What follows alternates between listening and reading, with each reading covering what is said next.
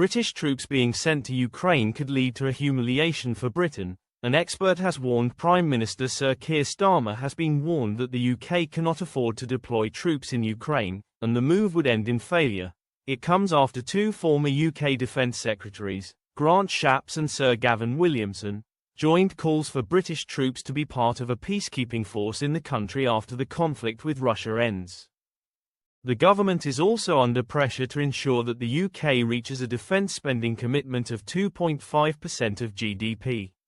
The ministers have committed to reaching this total, but it is currently unclear as to over what time period this increase will occur.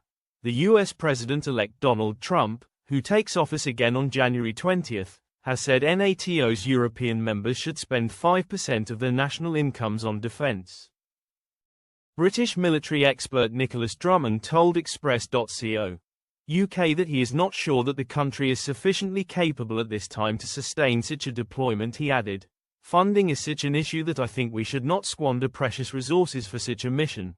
Leave it to the USA, Poland or Turkey. Meanwhile, we should carry on with British Army modernisation." When asked if deployment could lead to an escalation, the defence analyst added, "Potentially. Russia particularly dislikes Britain because we have been so vocal in our support for Ukraine. Since we are unlikely to be the nation that brokers a peace deal, certainly one that Russia would accept, it might be better not to interfere. Trump has said that he will get a deal done. Okay, then let the USA provide a buffer force." Stepping back a second. "I think it is highly unlikely that Russia would accept any ceasefire agreement that forced it to give up territory it had already seized. Britain being in the middle would be a very risky strategy should an uneasy ceasefire end. We would find ourselves directly involved. We can't afford this." Mr. Drummond concluded, "We have this habit of jumping into open-ended commitments without thinking about the long-term implications or end game.